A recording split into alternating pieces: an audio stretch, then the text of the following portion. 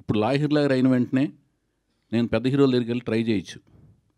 నేను వెంటనే ఎవరితో తీశానండి, సీతయ్య అని మళ్ళీ హరికృష్ణ గారితో తీశాను.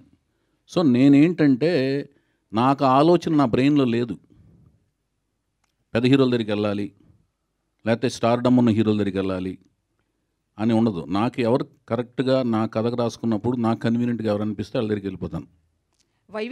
అంటే ఆ వెళ్ళినప్పుడు తారక్ దగ్గరికి ఎందుకు వెళ్ళకూడదు అనేది మీ ప్రశ్న అనమాట. తారక్ దగ్గరికి వెళ్ళాలనే కథ నా ఆలోచనలోకి రాలేదంటున్నాను.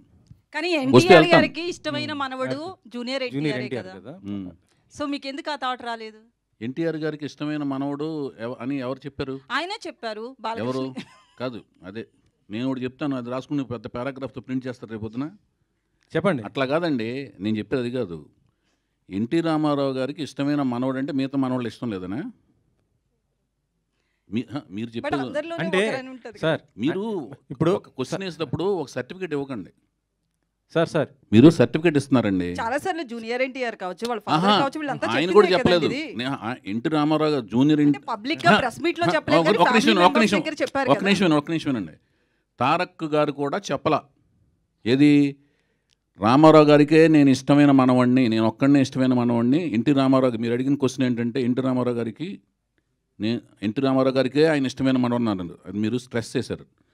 ఆయన ఒక్కడే ఇష్టమైన మనవడు కాదు, ఎన్టీ రామారావు గారికి అందరూ సమానమే. అలాగే ఎన్టీ రామారావు గారిని అభిమానించే వాళ్ళందరికీ, అభిమానులు, వంశ వీరాభిమానులందరికీ రామారావు గారి కుటుంబంలోని అందరూ సమానమే. కానీ రామారావు గారు తన పేరుని ఈ మనవడికే పెట్టారు. అది ఒకటి ఆయన పెట్టలేదు, హరికృష్ణ గారు పెట్టారు. హరికృష్ణ గారు పెట్టిన ఇప్పుడు మీరు చెప్పేదనండి, మీరు ఇప్పుడు వినాయకరావు గారు రామారావు గారు పెట్టలేదు, హరికృష్ణ గారు జానకి రామ్, కళ్యాణ్ రామ్, తారక రామ్ అని ఆయన పెట్టారు పేర్లు. కానీ ఎన్టీఆర్ గారు యాక్సెప్ట్ చేశారు కదా సార్? యాక్సెప్ట్ చేశారు. ఇప్పుడు ఇంకొకటి అడుగుతున్నాను, మీకు న్యూ టాలెంట్ రోర్ సెట్ అనే ఒక సంస్థ స్థాపించి ఒక ప్రొడక్షన్ చేయబోతున్నా. దానికి సంబంధించిన ప్రశ్నలు కావాలా, రామారావు గారి ఫ్యామిలీకి సంబంధించిన దీనికి సంబంధించి నేను అడిగింది ఏంటంటే, ఒక్క నిమిషం హీరోలందరూ ఇంట్రొడ్యూస్ చేసినప్పుడు ఒక నిమిషం చేశారు, నేను అడిగాను సార్. ఒక్క నిమిషమేనండి. నేను ఎందుకు చేయలేకపోయినా చెప్పాను. రామారావు గారి ఫ్యామిలీకి సంబంధించిన వాళ్ళ ఇంట్లోని సంబంధించిన కుటుంబానికి సంబంధించిన విషయాలు, దాంట్లో ఉన్న ఇండివిజువల్ డీటెయిల్స్ అవన్నీ మీకు కావాలంటేనేమో అది వేరే రకమైన డిస్కషన్ పెట్టుకుని దానికి సంబంధించిన వ్యక్తులు సమాధానాలు చెప్తారండి. నేను ఇండివిజువల్ అడగలేదు, మీరు ఎందుకు మిస్ చేశారు నేను అడిగాను. ఎందుకంటే మొత్తం నందమూరి హీరోస్ ఎక్కువ చేసింది మీరే. ఇప్పుడు చెప్తున్నాను, అప్పుడు ఇంతవరకు రాలేదు, అది ఇంతవరకు అలాంటిది ఆలోచన రాలేదు.